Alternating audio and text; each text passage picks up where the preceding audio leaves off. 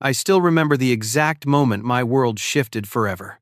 March 15th, my 15th birthday morning, I grabbed my phone expecting the usual flood of birthday messages. Instead, Facebook showed me something that made my blood freeze.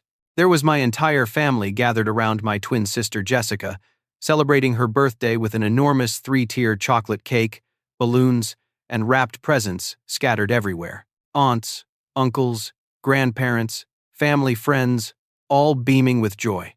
The caption read, "The only one who deserves celebrating." Every single person who mattered to me had chosen her over me on our shared birthday. Looking back now as an adult, I can trace the patterns that led to that devastating moment. But at 15, it felt like a sudden betrayal, rather than the culmination of years of systematic favoritism. Jessica and I had entered this world together. But from our earliest memories, our parents, Robert and Patricia, treated us like we belonged to different families entirely. Christmas mornings painted the clearest picture of our family dynamics. Jessica would wake up to find the living room transformed into her personal wonderland. Designer clothes, the latest electronics, expensive jewelry, gift cards to luxury stores, her pile of presents would tower so high it blocked our view of the television. Meanwhile, my gifts clustered in a modest corner. Practical items like school supplies, generic clothing from discount stores, maybe a used book or two. When relatives asked about the obvious disparity, my parents would laugh it off, claiming I was easier to please or more mature about material things. Parent-teacher conferences revealed another layer of their favoritism. They would arrive early for Jessica's appointments, dressed professionally, armed with questions about advanced placement courses and college preparation programs. Her report cards, even when sprinkled with average grades, earned elaborate celebrations at expensive restaurants. When my turn came, they would glance at their watches repeatedly, give polite nods to my teachers' glowing reports about my straight A's, and rush through the meeting to get home for their television shows. Photography became another painful reminder of my status in the family. Every holiday, vacation, or special event, they would position Jessica front and center, adjusting lighting and angles to capture her best features. I would hover awkwardly on the periphery, sometimes partially cut from the frame, other times relegated to the background, where my face barely remained visible. Their social media accounts told the story of a family with one beloved daughter who happened to have a brother somewhere in the shadows. The sports and activities divide hurt most deeply. Jessica played volleyball, and our parents never missed a game. They would arrive with professional cameras, custom banners with her name, and coolers filled with her favorite snacks for the team. They organized carpools, volunteer coaching assistants, and team fundraising events. When I joined the debate team and qualified for state championships, they would send me with gas money and vague promises to try to make it that never materialized. Academic achievements followed the same pattern. Jessica's honor roll certificates were framed and displayed prominently in our hallway, accompanied by photos from award ceremonies they attended with proud smiles. My academic accomplishments earned brief congratulations before being filed away in desk drawers. When I won the regional science fair with a computer programming project that took months to develop, they missed the ceremony entirely, claiming they had forgotten the date despite multiple reminders. Music became my refuge and another source of disappointment. I taught myself piano and guitar, spending countless hours practicing in my bedroom. When I finally worked up the courage to perform a piece I had composed for my family, they listened politely while checking their phones and immediately changed the subject when I finished. Jessica mentioned she might want to try singing lessons, and within a week they had enrolled her in private coaching with a professional vocal instructor. College planning exposed their long-term vision for our futures. Jessica received elaborate guidance about university visits, application strategies, and career counseling.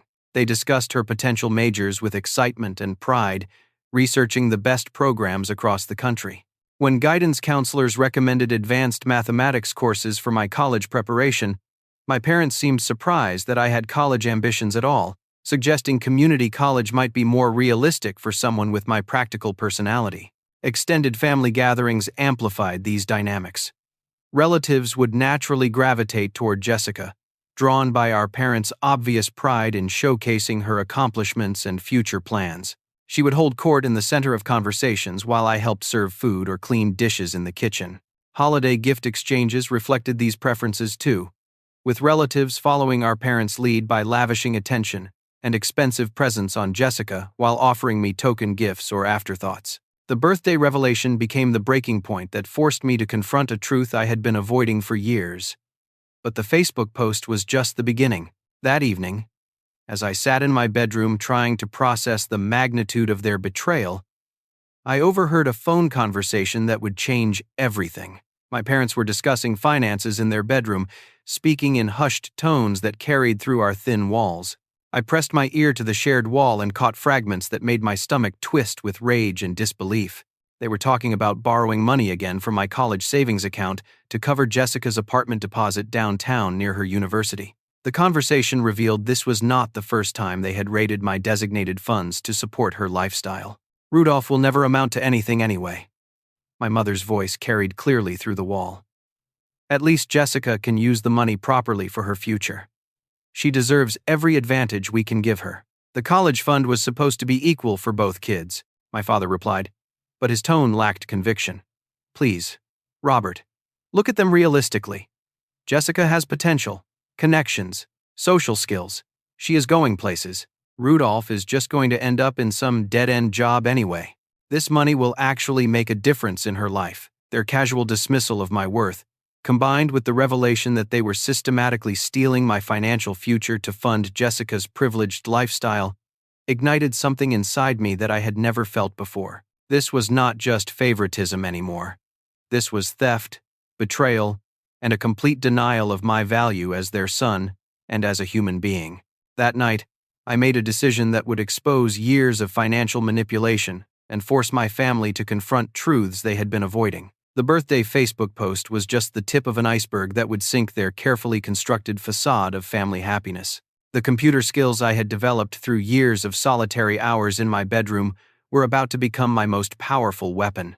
While my family slept, I began the most important investigation of my life, determined to uncover the full scope of their financial deception and document every theft they had committed against my future. I knew my father's password habits from years of watching him type.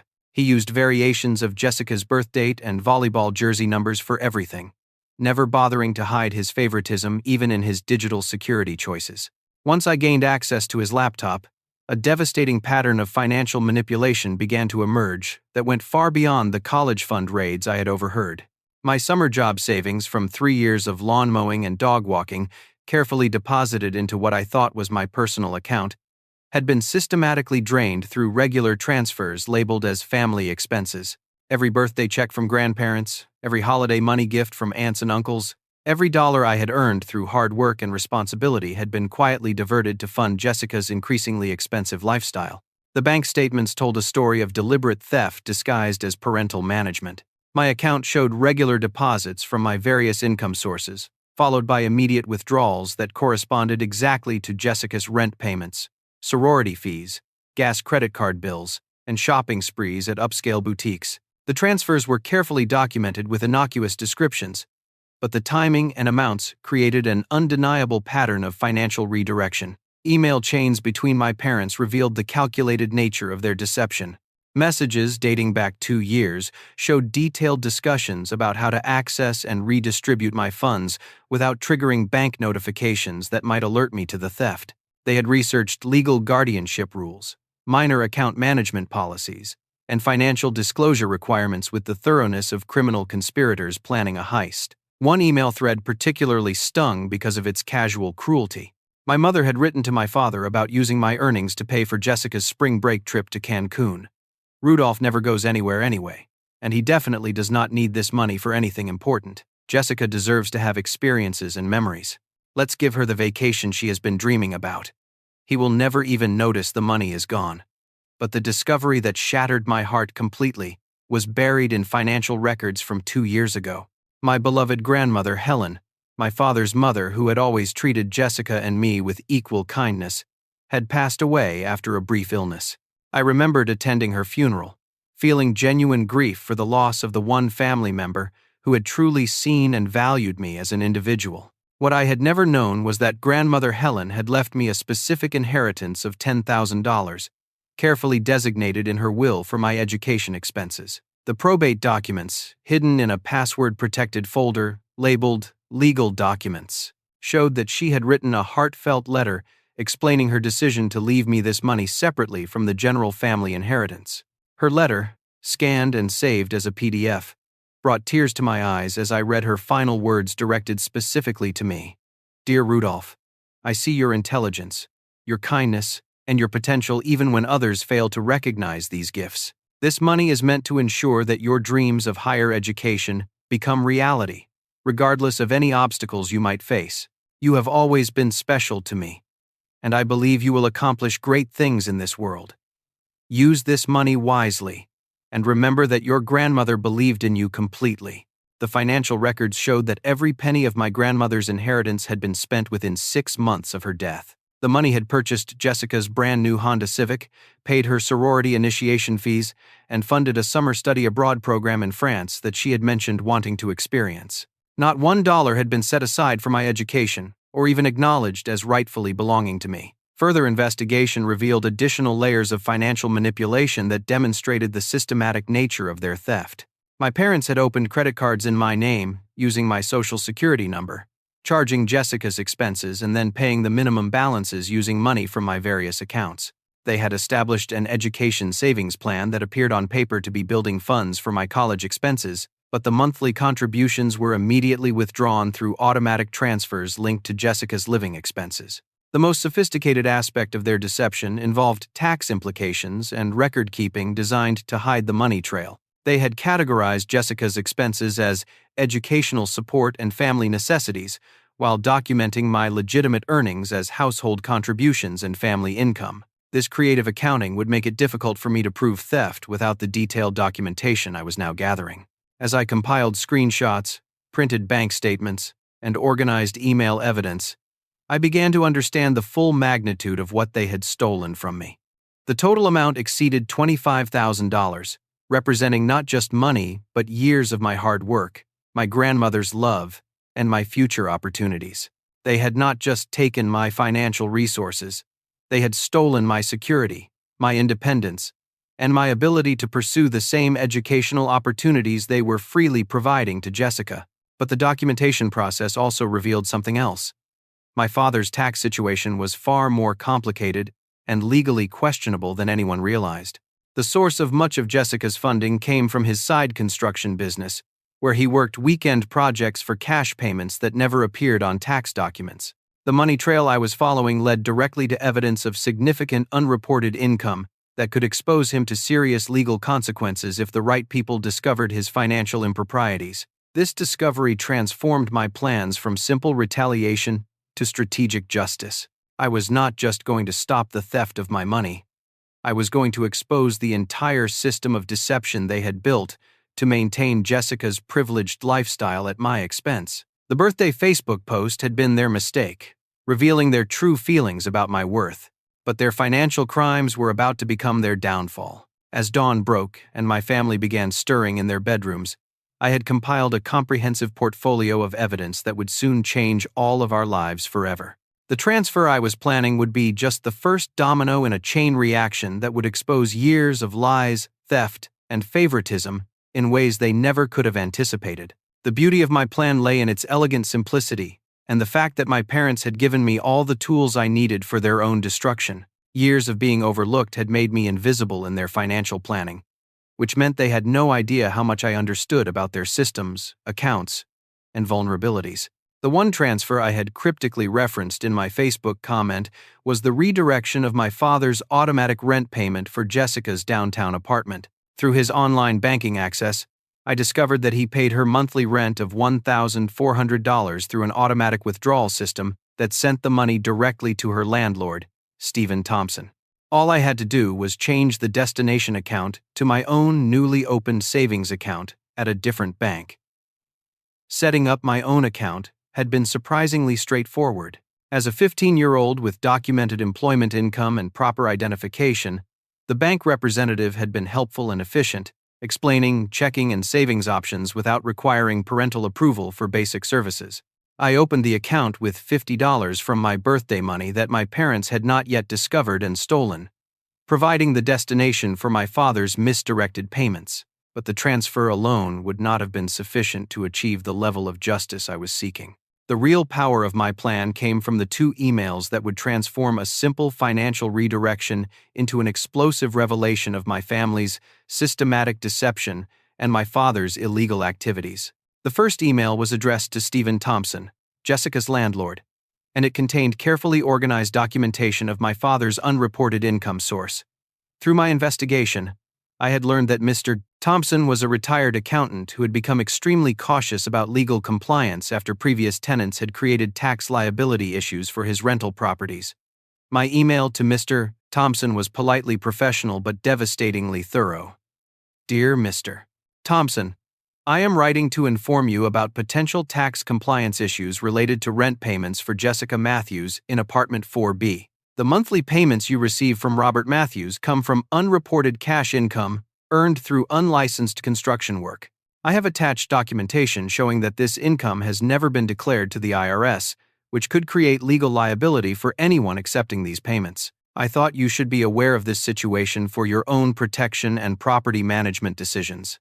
The attached documentation included photographs of my father's cash payments from clients, copies of work agreements that specified cash-only compensation, and bank deposit records that showed large cash deposits followed immediately by rent payments to Mr. Thompson.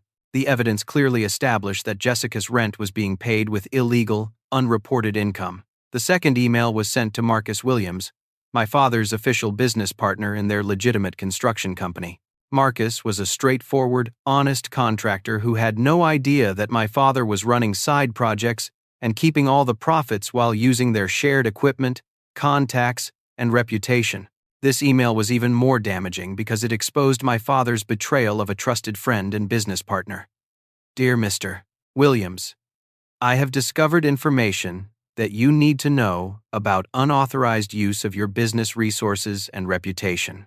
Robert Matthews has been accepting private construction contracts using your company equipment and references, but keeping all payment for himself rather than sharing profits through your partnership agreement.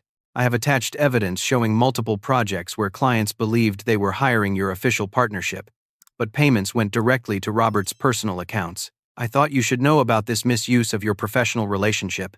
The documentation for Marcus included client testimonials mentioning Williams Construction by name, photographs of my father using company equipment for private jobs, and financial records showing that none of the income from these projects was shared through their legitimate business partnership. This evidence would not only damage their personal friendship but could also expose Marcus to legal liability if clients sued over work performed under false pretenses. The timing of my plan was carefully calculated to maximize impact while ensuring that the consequences would unfold naturally rather than appearing orchestrated. I sent both emails late Sunday evening, knowing that Mr. Thompson typically checked his business correspondence first thing Monday morning, and that Marcus usually reviewed emails before starting his work week. I scheduled the transfer modification to take effect on the 1st of the month, which was a Tuesday. This meant that when my father's automatic payment system attempted to send Jessica's rent money to Mr. Thompson, the funds would instead be deposited into my account. The redirect would appear to be a technical banking error rather than deliberate sabotage, buying me time before anyone realized what had actually happened. The beautiful irony of my plan was that my father's own attempts at financial secrecy would prevent him from immediately understanding what had gone wrong. He never monitored his bank accounts carefully because he was managing multiple income streams and attempting to hide his unreported cash earnings from official scrutiny. The misdirected rent payment would likely go unnoticed for several days, during which time my emails would be creating chaos that would make the missing money seem like the least of his problems. Additionally, the evidence I had gathered revealed that my father had been using Jessica's apartment rental as a tax deduction, claiming it as a business expense for housing a family member who helped with company administration. This false claim, combined with the unreported income that was actually paying her rent, created multiple layers of tax fraud that would compound his legal troubles once the investigation began. As I executed each step of my plan, I felt a cold satisfaction that surprised me with its intensity. For years, I had absorbed their neglect, theft, and casual cruelty with resignation, believing that family loyalty required me to accept whatever treatment they chose to give me. But discovering the full extent of their betrayal, had liberated me from any obligation to protect them from the consequences of their own actions. The financial manipulation they had practiced was not just unfair, it was criminal. The favoritism they had shown was not just hurtful, it was psychologically abusive. The theft of my inheritance was not just disappointing, it was a violation of my grandmother's final wishes and my legal rights as her heir. Wednesday morning, I went to school with a sense of anticipation that made it difficult to concentrate on classes. Every hour that passed brought the moment closer when Jessica would receive the phone call that would begin unraveling their carefully constructed web of deception and privilege. I had spent years being invisible in my family, but I was about to become the most important person in their world. Thursday afternoon brought the phone call that would shatter Jessica's world and send our family into a spiral of consequences none of them had anticipated. I was in my bedroom working on calculus homework when I heard Jessica's scream from downstairs, followed by rapid footsteps and increasingly frantic conversation. "What do you mean my rent is canceled?" Jessica's voice carried up the stairs with a pitch of panic I had never heard before. "Mr. Thompson, I do not understand. My dad pays that automatically every month. There must be some mistake." I crept to the top of the staircase where I could hear the entire conversation as Jessica paced frantically in the kitchen, her phone pressed tight against her ear. Her voice grew higher and more desperate with each exchange. "Tax compliance issues? What are you talking about? My father runs a legitimate construction business. This does not make any sense." A long pause filled with tense silence. "What evidence? Who sent you this information?" The conversation continued for nearly 20 minutes, with Jessica becoming increasingly agitated as Mr. Thompson apparently explained the documentation he had received and his decision to terminate her lease immediately to avoid potential legal complications. By the end of the call, she was sobbing into the phone, begging for more time to resolve whatever misunderstanding had occurred. Within an hour, Jessica's crisis escalated as the secondary consequences of my plan began materializing. Her phone rang constantly as various aspects of her lifestyle came under scrutiny. Her credit card company called to discuss unusual payment patterns they had noticed. Her sorority treasurer contacted her about overdue fees that had apparently not been processed as expected.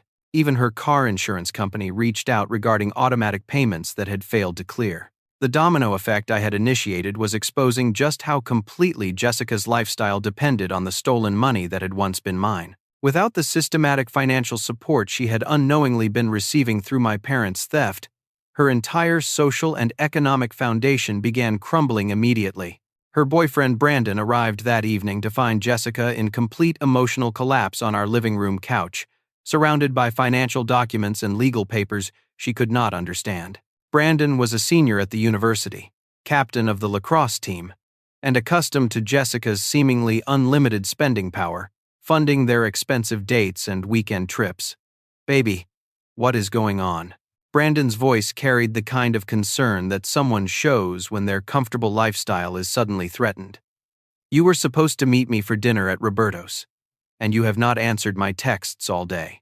Jessica's explanation of her crisis revealed how little Brandon actually knew about her real financial situation. He had assumed her family was independently wealthy based on her spending habits, designer clothing, and willingness to pay for luxury experiences without concern for cost. Learning that her lifestyle was built on financial manipulation and stolen funds from her brother completely changed his perception of their relationship's future. "So your parents have been basically stealing money from Rudolph to pay for your apartment and sorority stuff?" Brandon's question hung in the air with a tone of disgust that made Jessica defensive and desperate. "It is not stealing," Jessica protested weakly. "They were managing family resources. They know I have more potential than Rudolph, so they invested in my future instead of wasting money on someone who probably would not even go to college anyway." But even as she spoke these words, I could hear the doubt creeping into her voice. The casual cruelty of her statement, combined with the obvious illegality of the financial arrangements that had supported her lifestyle, was forcing her to confront truths about our family that she had never wanted to examine. Brandon's response was swift and brutal. "Jessica, I cannot be with someone whose family commits financial fraud. This is completely insane. If your dad gets investigated by the IRS, anyone associated with your family could be dragged into legal problems. I have my own future to think about." Their breakup played out in our living room with me listening from the stairs, watching 2 years of their relationship dissolve as Brandon realized that Jessica's wealth was an illusion built on theft and tax evasion. His hasty departure left Jessica alone to face the full magnitude of her situation without the emotional support she had counted on. But the relationship casualties were just beginning. Over the following days, Jessica's sorority sisters began distancing themselves as word spread about her family's financial troubles. The expensive parties, shopping trips, and weekend excursions that had made Jessica popular with her social circle were no longer possible now that the stolen funding had been cut off. Her closest friend Madison, who had been planning a spring break trip to Miami with Jessica splitting the costs, called to withdraw from their plans after hearing rumors about Jessica's family facing IRS investigation. "I cannot afford to pay for both of us, Jessica, and my parents are worried about being associated with legal troubles." One by one, the friendships that Jessica had believed were genuine revealed themselves to be transactional relationships built on her ability to fund group activities and maintain an expensive lifestyle. The social media presence that had been filled with luxury experiences and designer outfits became desperate pleas for understanding and support that went largely ignored by people she had considered her closest friends. Meanwhile, my father was dealing with his own escalating crisis as Marcus Williams confronted him about the unauthorized side business that my email had exposed. Their partnership, built on 15 years of mutual respect and shared success, exploded in a heated confrontation that ended with Marcus demanding a complete audit of all company finances and threatening legal action. "Robert, I trusted you with my reputation and my business." Marcus' voice carried through our house as he confronted my father in our driveway. "Finding out that you have been stealing clients and profits while using my equipment is the worst betrayal I have ever experienced. We are done as partners, and if I find out you have damaged my relationships with any of our clients, I will sue you for everything you are worth." The dissolution of their business partnership meant that my father lost not only his primary source of legitimate income, but also access to the equipment, contacts, and professional reputation that had enabled his unreported side work. His entire financial foundation was collapsing as rapidly as Jessica's social world. My mother, Patricia, watched this destruction unfold with a growing sense of panic that manifested in increasingly desperate attempts to maintain the family's facade of normalcy. She continued attending her book club meetings and volunteer activities as if nothing had changed, but her forced cheerfulness could not hide the stress lines around her eyes or the way her hands shook when she thought no one was looking. The neighborhood gossip network, which had previously admired our family's apparent success and Jessica's achievements, became a source of humiliation as news of the IRS investigation and business partnership dissolution spread through social media and casual conversations. Properties in our middle-class subdivision rarely dealt with tax fraud investigations, making our situation a source of fascination and speculation among our neighbors. As I observed this chaos from my position of calculated invisibility, I felt a complex mixture of satisfaction and growing uncertainty about the magnitude of destruction my plan had unleashed. The financial theft and emotional abuse I had endured for years was finally being exposed and punished. But watching Jessica's genuine suffering was beginning to affect me in ways I had not anticipated. The girl who had unknowingly benefited from my stolen inheritance was also a victim of our parents' toxic favoritism system. She had been raised to believe she deserved special treatment without understanding the cost of that privilege to her brother's future and emotional well-being. Her transformation from entitled princess to desperate young woman facing real consequences for the first time was both justice and tragedy. But the full scope of my family's reckoning was yet to be revealed. The investigation I had initiated with my strategic emails was uncovering financial improprieties that went far deeper than anyone had realized, and the secrets that would soon be exposed would change our family forever. 2 weeks after the initial phone call that had destroyed Jessica's rental situation, my carefully orchestrated plan reached its inevitable climax when my family finally discovered my role in their ongoing destruction. The revelation came through Jessica's desperate investigation into how her life had unraveled so quickly and completely. Desperate to understand how Mr.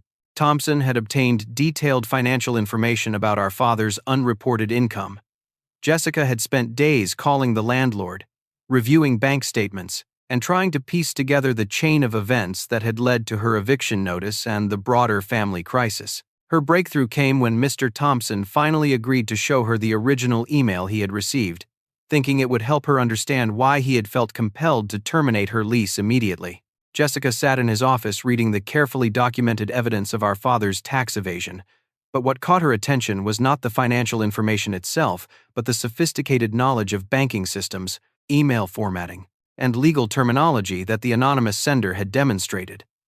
"This person knows way too much about our family's private business," Jessica told Mr. Thompson as she studied the email. "And they know exactly which information would cause the most legal trouble for you specifically.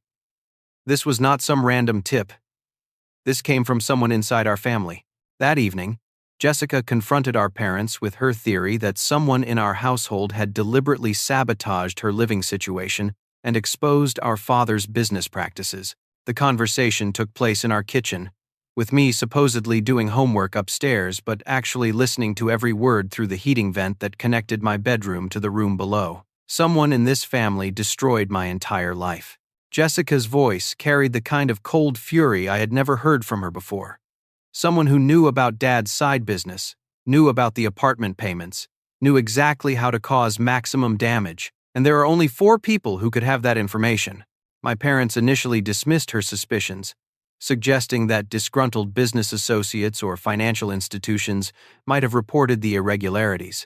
But Jessica had done her homework during her investigation, and she presented a compelling case that the sabotage had come from someone with intimate knowledge of our family's financial arrangements. "Rudolph has been acting weird for weeks," Jessica continued, her voice gaining strength as she developed her theory. "He made that strange comment on my birthday Facebook post about enjoying things while we can, and he has always been bitter about not getting the same treatment as me. What if he finally decided to do something about it?" The silence that followed her accusation was broken by my father's heavy footsteps as he climbed the stairs to confront me directly. I had been expecting this moment for days, and I was prepared with printed copies of every piece of evidence I had gathered about their financial theft and my legal rights as the victim of their systematic manipulation. "Rudolph, get down here right now." My father's voice carried the kind of authority he used when dealing with construction crews, but I could hear an undertone of uncertainty that suggested he was not sure how much I actually knew about their activities. I descended the stairs slowly, carrying a folder containing bank statements, email printouts, legal documents, and detailed spreadsheets that documented every theft they had committed against my financial future. The evidence was organized chronologically and categorized by type of violation, creating an undeniable pattern of systematic fraud. "Did you send those emails to Mr. Thompson and Marcus?" My father's question was direct, but his tone suggested he was hoping for a denial he could believe rather than expecting honesty about my actions.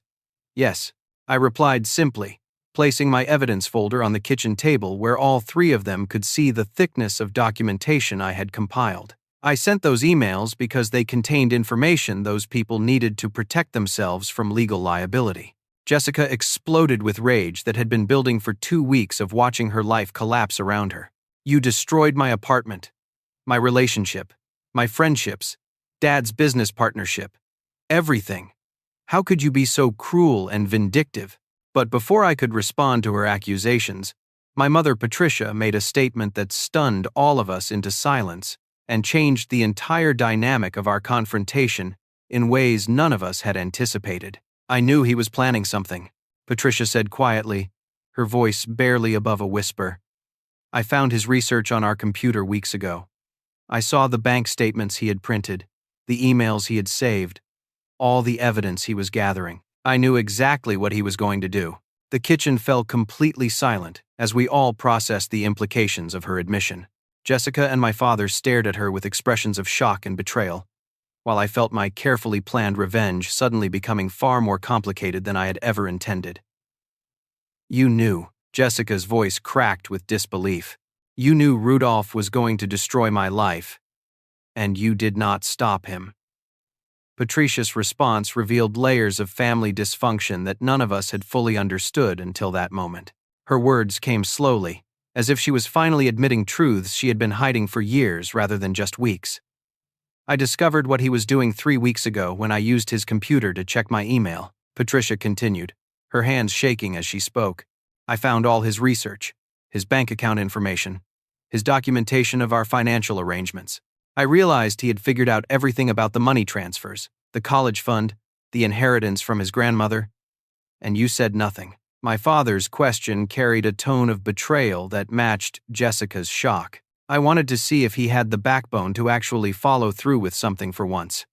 Patricia replied, her voice growing stronger as she committed to this unexpected honesty. For 15 years, I have watched him just accept whatever treatment we gave him. Part of me was curious whether he would finally fight back. But Patricia's revelation was far from over. As we sat in stunned silence, she continued speaking with the kind of brutal honesty that destroys families permanently rather than healing them. The truth is, I have been feeling guilty about how we treat Rudolph for years, but I felt trapped in patterns I did not know how to change. Jessica, your father is not actually Robert's biological child. Your real father is my ex-boyfriend, Derek, and the reason we have always given you preferential treatment is because I have been terrified that you would somehow find out the truth. This bombshell revelation created a three-way explosion that made our previous family problems seem simple by comparison. Robert learned for the first time that the daughter he had raised and favored for 15 years was not genetically his child. Jessica discovered that her entire identity and family history was built on a lie, and I realized that my systematic exclusion from family affection was rooted in guilt and fear rather than simple preference. The kitchen became a battlefield of accusations, denials, and emotional breakdowns, as 15 years of hidden resentments and secrets erupted simultaneously. Jessica screamed at Patricia for lying about her paternity. Robert demanded to know how long Patricia had been deceiving him, and I sat in the middle of this chaos, realizing that my revenge had exposed family secrets far more devastating than the financial theft I had been trying to address. But even as our family imploded around us, I knew that this confrontation was only the beginning of revelations that would transform all of our lives in ways none of us could predict. The morning after our explosive family confrontation brought an unexpected visitor who would change the trajectory of our crisis in ways none of us could have imagined. Harold Peterson, my grandmother Helen's attorney, arrived at our door carrying a briefcase and wearing the kind of serious expression that suggested legal business of significant importance. I apologize for arriving unannounced, Mr. Peterson said as my father led him into our living room. But recent events have triggered certain provisions in your mother's will that require immediate attention and explanation.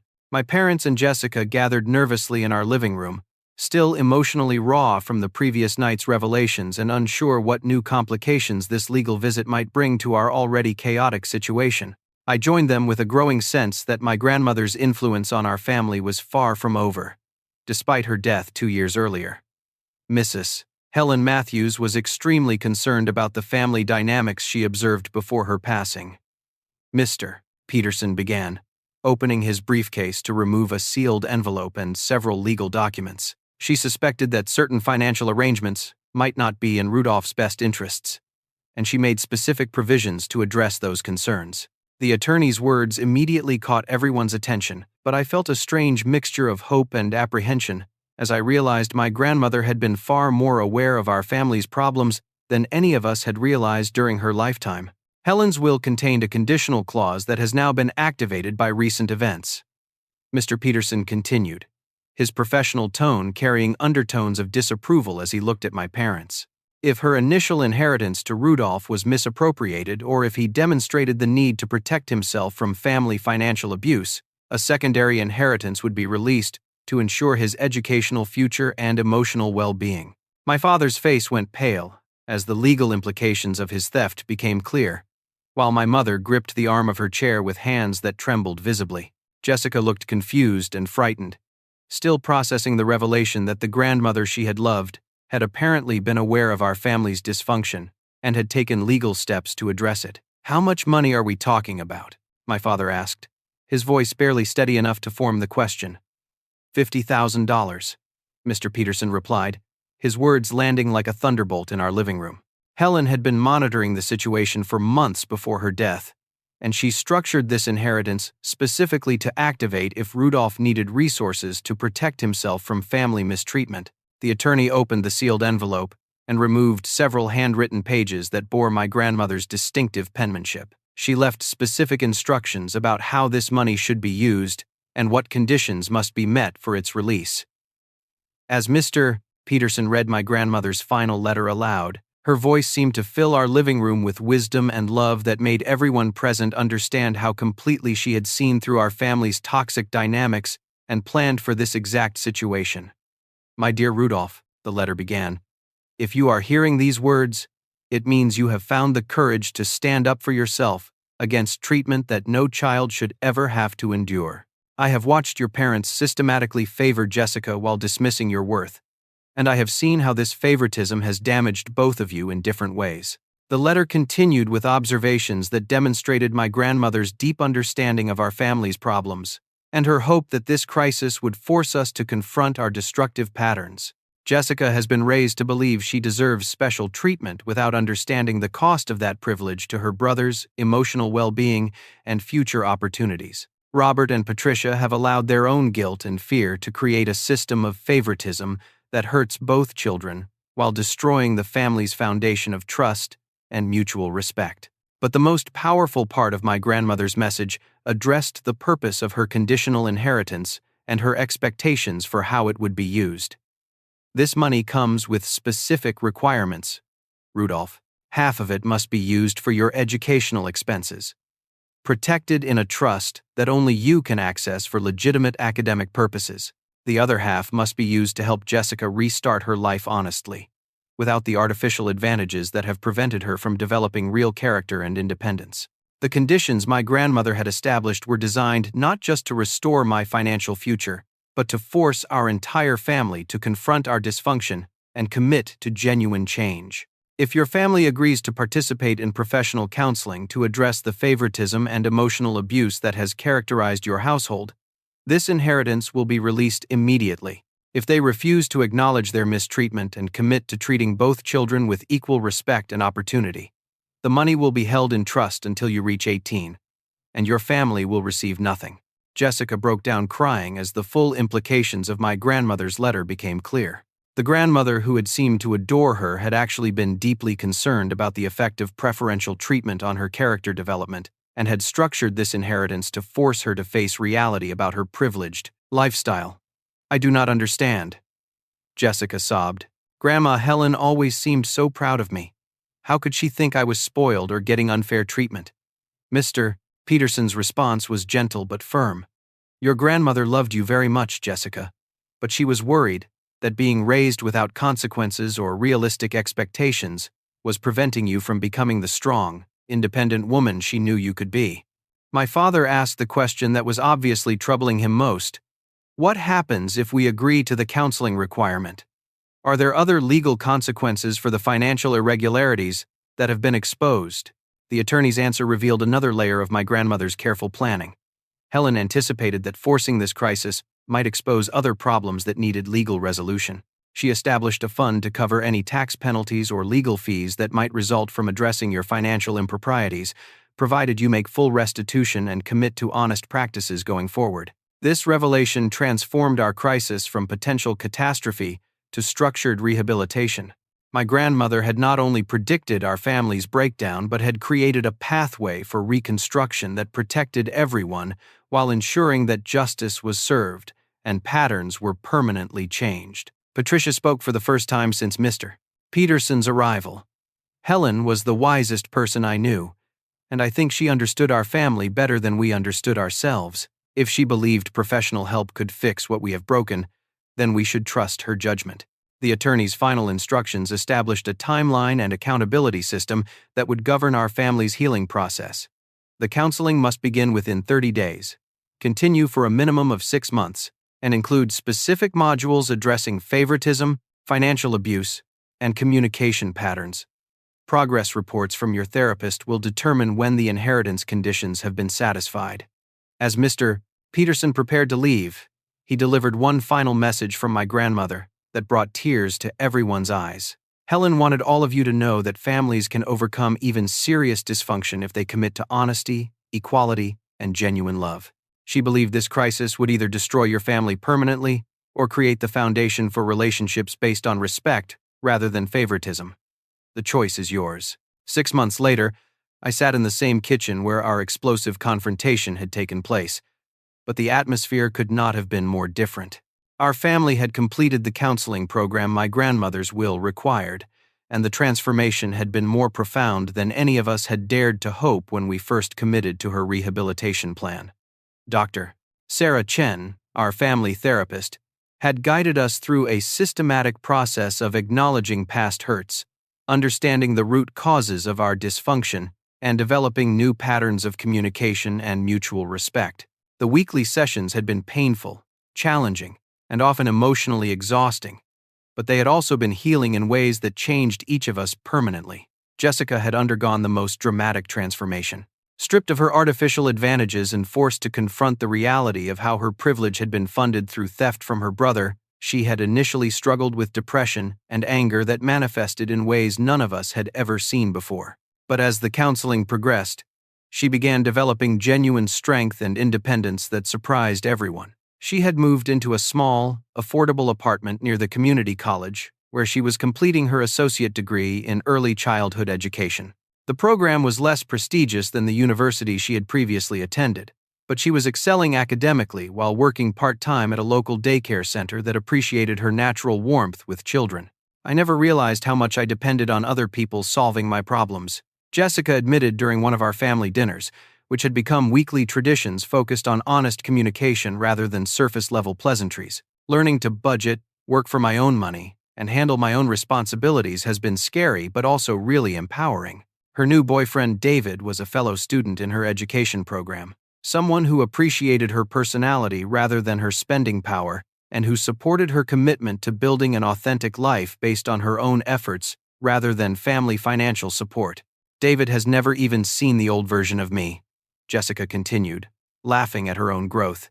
He thinks I am naturally responsible and independent because that is the only person he has ever known. It feels amazing to have someone respect me for who I really am instead of what I can afford to give them.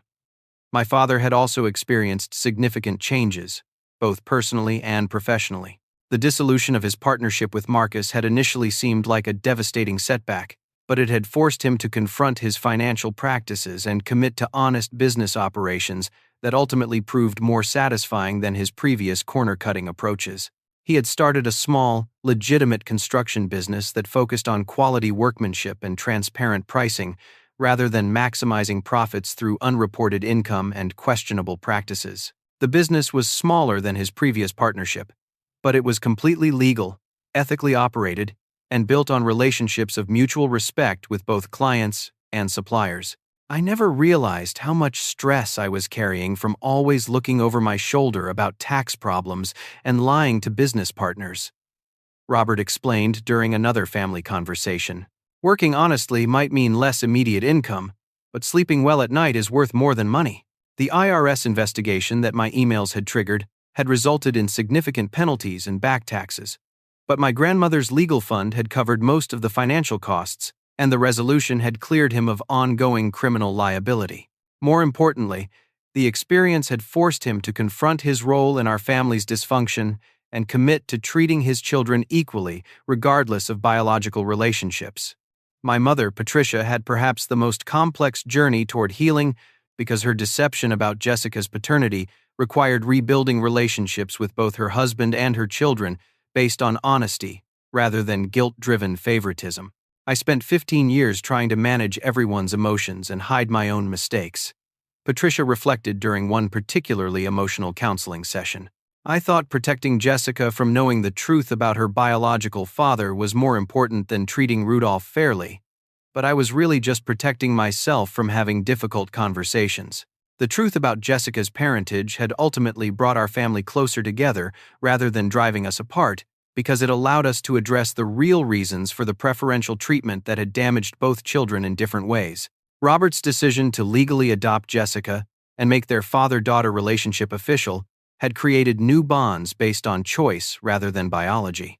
My own healing process had involved learning to express my needs and feelings directly, rather than through elaborate revenge schemes, while also developing the confidence to believe I deserved equal treatment and opportunities within my family. The computer science program I was attending with my grandmother's inheritance money was exceeding all my expectations, and I had discovered genuine passion for cybersecurity work that combined my technical interests with my talent for investigating complex information systems. Revenge felt powerful in the moment. I admitted during one of our final counseling sessions, but building something positive with my life feels much better than tearing other people down, even when they deserved it. Dr. Chen had helped me understand that my strategic thinking and attention to detail could be channeled into productive purposes rather than destructive ones, and my academic success was proving that my parents' dismissive attitudes about my potential had been completely wrong. The night before our counseling program officially concluded, we decided to commemorate our journey by recreating the birthday celebration that had started this entire crisis, but this time with equal attention and genuine love for both Jessica and me. The kitchen was decorated with balloons and streamers, and 2 identical birthday cakes sat on our table, each with our names written in careful frosting script. Extended family members who had previously focused exclusively on Jessica now made equal effort to engage with both of us, asking about my studies and future plans with the same interest they had always shown in Jessica's activities. Last year, I thought the unfairness was normal, I said as we prepared to blow out our candles together. I thought families just had favorites, and I was supposed to accept being less important. But Grandmother Helen taught us that real love means equal respect, not preferential treatment. Jessica reached over to squeeze my hand as we made our wishes together. I am sorry it took a crisis for me to realize how much my advantages were hurting you. I never want to benefit from someone else's pain again. Our parents had prepared identical gifts for both of us. College fund contributions that they had carefully calculated to be exactly equal, presented in matching envelopes with heartfelt cards, acknowledging their commitment to supporting both children's futures fairly. We cannot undo 15 years of mistakes, Patricia said as we opened our gifts together. But we can make sure the next 15 years demonstrate how much we love and value both of you equally. As our celebration wound down, I reflected on how completely our family had been transformed by a crisis that could have destroyed us permanently. My grandmother's wisdom had guided us through the darkness of dysfunction toward the light of genuine relationship, proving that even seriously damaged families can heal if they commit to honesty, accountability, and mutual respect. The final lesson of our journey was perhaps the most important. Fighting back against injustice is necessary and right, but the goal should always be restoration rather than destruction. My grandmother had shown us that real strength lies in building people up rather than tearing them down, and that lasting change comes through love rather than revenge. What family challenges have you faced that required difficult conversations and serious commitment to change? How do you think families can balance accountability for past mistakes with forgiveness and hope for the future? I would love to hear your thoughts in the comments below. If this story resonated with you, please like this video to help others find it. Subscribe for more stories about overcoming family challenges and finding healing after betrayal, and share this with anyone who might benefit from knowing that even the most damaged families can rebuild relationships based on equality and genuine love. Thank you for joining me on this journey from pain to healing, and I hope your own family relationships continue growing stronger through honesty, respect, and unconditional love.